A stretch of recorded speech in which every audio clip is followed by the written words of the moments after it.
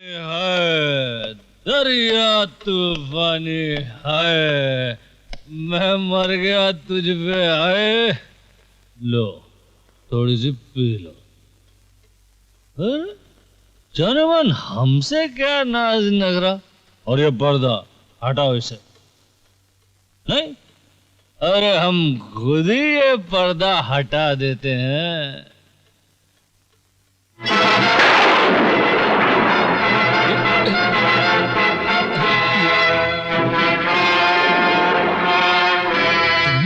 हाँ, मैं।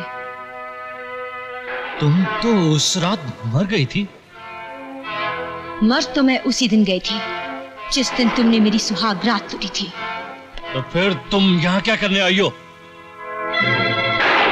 तुम्हारे पाप का काला सिंदूर जो मेरी मांग में लगा है, आज तुम्हारे खून से धोने आई हूँ। इसमें मेरा क्या कसूर है? तुम्हारे पति और सास ने तुम्हें मेरे हवाले किया था।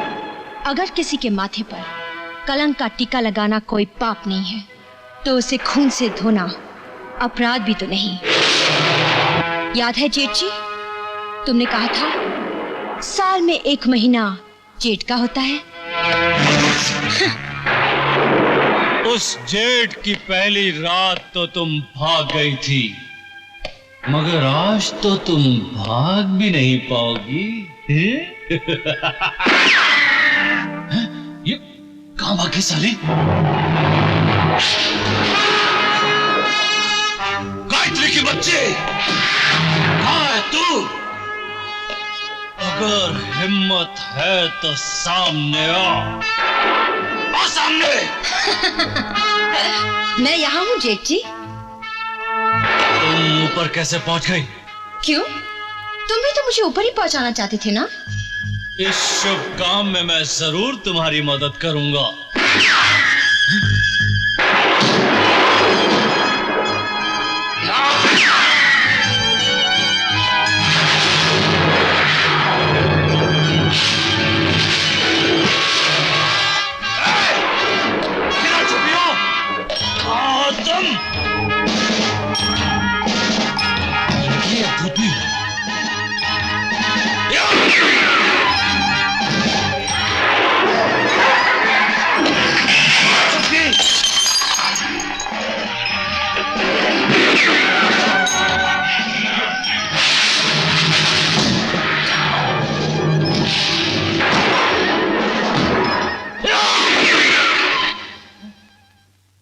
तुम्हारे पिस्तौल की गोलियां मेरा कुछ नहीं बिगाड़ सकती, क्योंकि तुम्हारा असली पिस्तौल मेरे पास है। मैंने कहा था ना, आज जेठ की आखिरी रात है।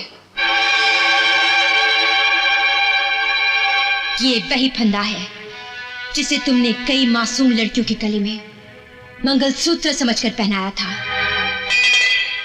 आओ, तुम इसे वरमाला समझकर पहनो।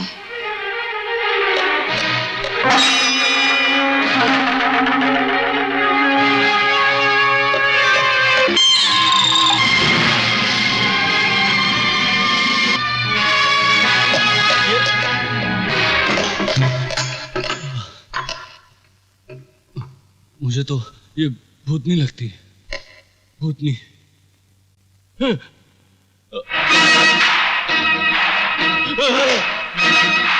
सुहाग रात नहीं मनाओगे? भूत के साथ कौन सुहाग रात मनाएगा? नहीं।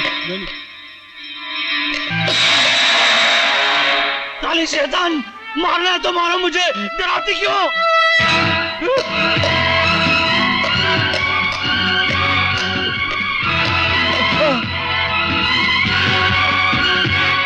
आओ आओ जेठ जी, बड़ी बारीक सी रस्सी है। मामूली सी तकलीफ होगी, उसके बाद सब ठीक हो जाएगा। गायत्री देवी, मैं कसम खाता हूँ कि कभी भी किसी दुल्हन की सुहागरात नहीं लूटूंगा। चलो माफ किया। बस एक बार इस रस्सी को अपने गले से लगा लो, जिस तरह तुमने अपनी पत्नी गीता को पहनाया था। मैं कहती हूँ पहनो इसे, पहनो इसे। मुझे दो, मुझे मुझे माफ कर दो, मैं जीना चाहता हूँ।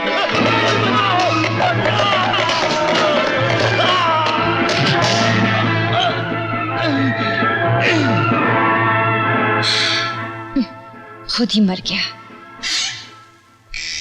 साहब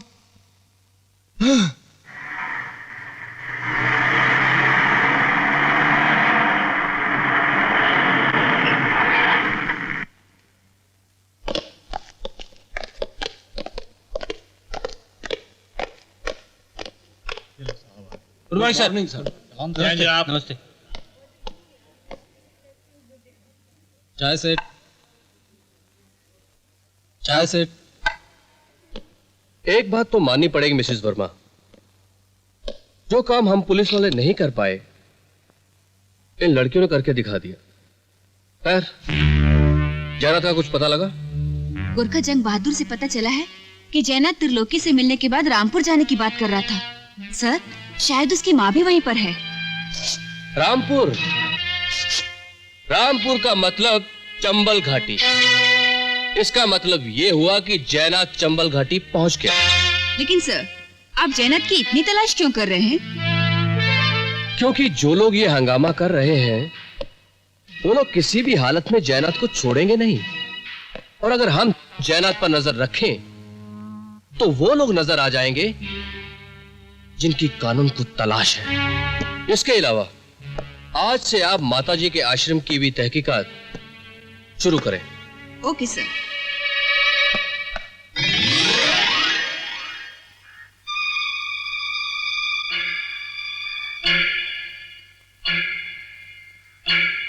माताजी वो खबर मिली है कि जयनाथ रामपुर चला गया है।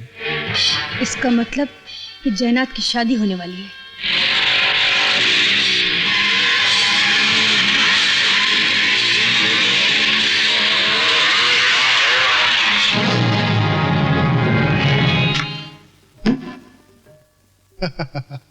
अब मामा आप कही रहे हैं तो लाओ, सचमुच भांजे तेरी किस्मत में लॉटरी ही लॉटरी लिखी है। बस मामा, सब माँ की कृपा है। तेरी तो अच्छा मामा, एक बात तो बताओ, आप लोगों को पुलिस वालों से डर नहीं लगता? पुलिस वालों से? हाँ? नहीं भांजे नहीं, पुलिस वालों को तो हमसे डर लगता है। अच्छा? लो हमारी प्यारी बहना आ गई। क्यों बहना, सब काम ठीक तो हो गया ना? हाँ भैया, आप लोगों के आशीर्वाद से सब कुछ ठीक ठाक है। चलो अच्छा हुआ। लेकिन बहना, बहू की मुंह दिखाई तो करवा दो। पिछले डाके में सोने के कंगन हाथ लगे थे, तभी भांजे की शादी का न्योता मिला। हमने सोचा बहू की मुंह दिखाई में दे देंगे। अच्छा अच्छा, मैं अभी बहू को ले आती हूँ। अब के तो दहेज में साथ साथ एक नौकरानी भी आई है, और बहू चांद का टुकड़ा है, चांद का टुकड़ा। सचमुच भांजे तेरी किस्मत में लॉटरी लॉटरी है। भैया, अब आप लोगों को यहाँ से चले जाना चाहिए, क्योंकि जयनाथ की शादी की खबर हर गांव में फैल चुकी है। पुलिस के कानों तक भी ये बात पहुंच गई होगी, और फिर सारी दुनिया जानती है हमारी तुम्हारी रिश्तेदारी क्या है। पुलिस की चिंता छोड़ो बहना, आज की रात तो बस खाने पीने और जश्न मनाने की है। क्यों भांजे? हाँ हाँ बहना, ऐसे मौके बार बार थोड़ी आते हैं। अरे भैया, ये तो अपने हाथ में है। कहो तो ये शुभ दिन दोबारा दोहरा दूं। क्यों जयनाथ? हाँ माँ, तुम तो जानते हो मैं तुम्हारे मामले में नहीं बोलता। अरे ओ कमरुद्दीन। जी सरकार। कहाँ है तेरे चमक छल्लो? अरे बस साहब आ रही है।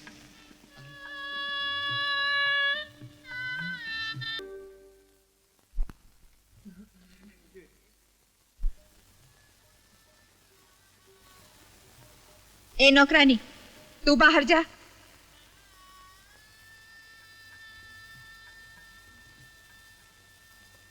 बहू, तुम्हारे मामा ससुर आए हैं और तुम्हारी मुंह दिखाई करना चाहते हैं। बहुत बड़ा कीमती तोहफा लाए हैं तुम्हारे लिए। अम्मा जी, भगवान ने मुझे आप जैसी सास का तोहफा दिया है, तो मैं और तोहफे लेकर क्या करूंगी?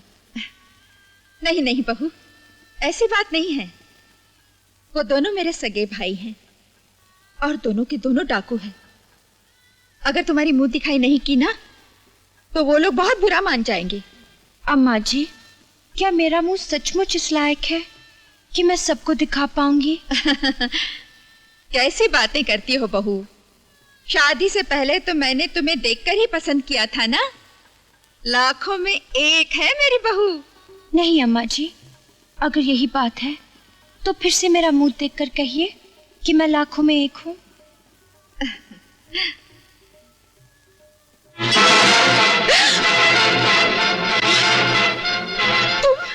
हाँ, मैं। लेकिन उस रात तुम नदी में कूदकर मर गई थी ना? मैं जिंदा कहाँ हूँ माँ जी? तो फिर? मैं तो उसी दिन मर गई थी जिस दिन तुम्हारे घर ब्याह कराई थी। नहीं नहीं गायत्री, मैं तुम्हारी आत्मा की शांति के लिए काशी और गया जाकर पिंडदान करवाऊंगी, मंदिर में भी जाऊंगी, पंडितों को खाना भी खिलाऊंगी। लेकिन भगवान के लिए तुम यहाँ से चली जाओ। मैं अकेले नहीं जा सकती, मैं तुम्हें भी साथ लेकर जाऊंगी। भगवान के लिए मुझ पर दया करो, छोड़ दो मुझे।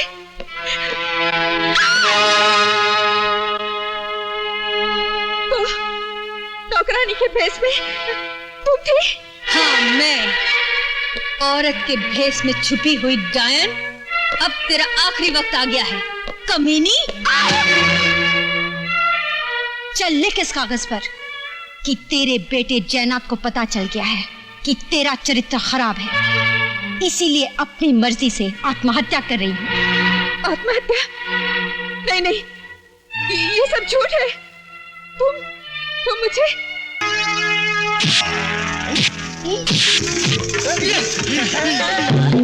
आजा आजा आजा।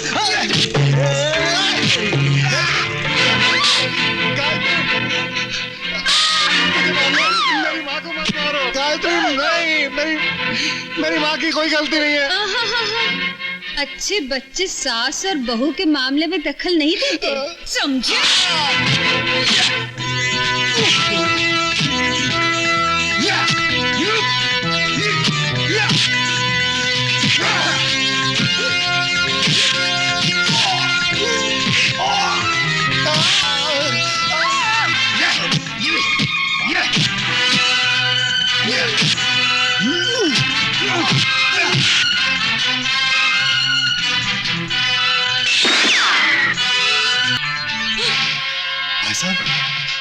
तो तुम अभी तक जिंदा हो?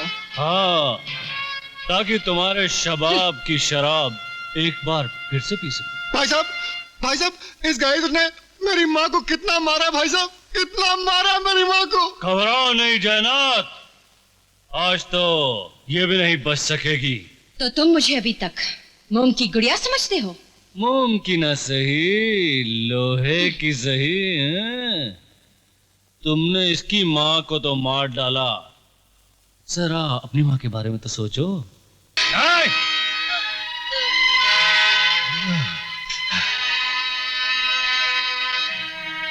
मेरे लोहे के हाथ वाली लोहे की गुड़िया, जरा अपनी बाकी की साथियों से कह दो कि लोहे के हथियार फेंक दें, क्योंकि गुड़ियों के हाथ में लोहे के हथियार अच्छे नहीं लगते।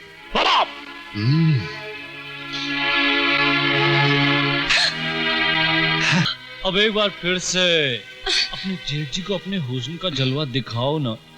चलो कमरे में। छोड़ दे मेरी बच्ची को, छोड़ दे। चल मैं नजर चढ़ाऊंगा। छोड़ दे पापी, छोड़ दे। कमरा भी है, बिस्तरा भी है और ये जेठ भी है। हाँ?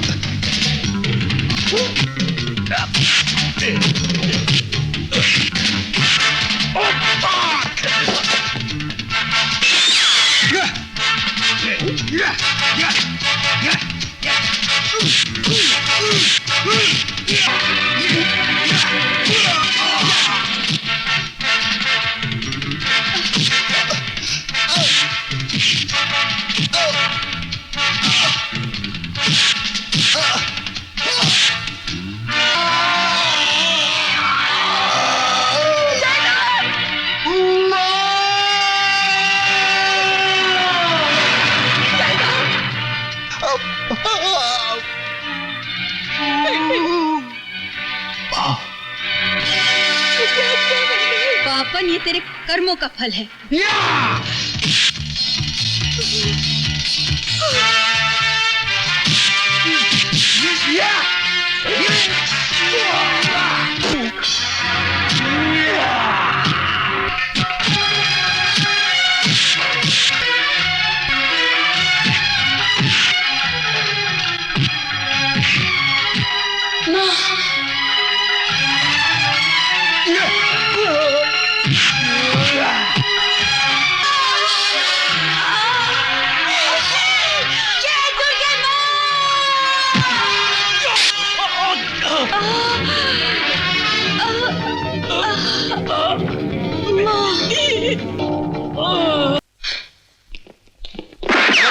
कोई नहीं हिलेगा।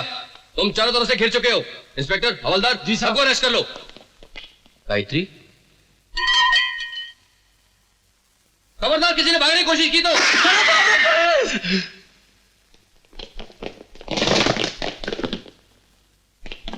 अरे भागता कहाँ जुमरी तलिया के तबलजी। छोटू राम, ले चल इसे थाने और उसकी शराब का पजामा उतार दे।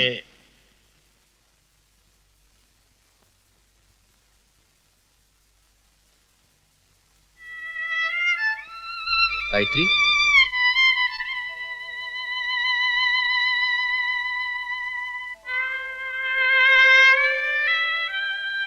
मुझे अफसोस है गायत्री, जिन हाथों में कभी सुहाग की चूड़ियां पहनाना चाहता था, आज उन्हीं हाथों में हथकड़ी पहनानी पड़ रही है। विधाता का लिखा मैं कैसे टाल सकती थी अवतार। गायत्री, मैं कोशिश करूंगा तुम्हें कम से कम सजा मिले। मैं इसका तुम्हें यकीन दिलाता हूं और मैं तुम्हारा इंतजार करूंगा।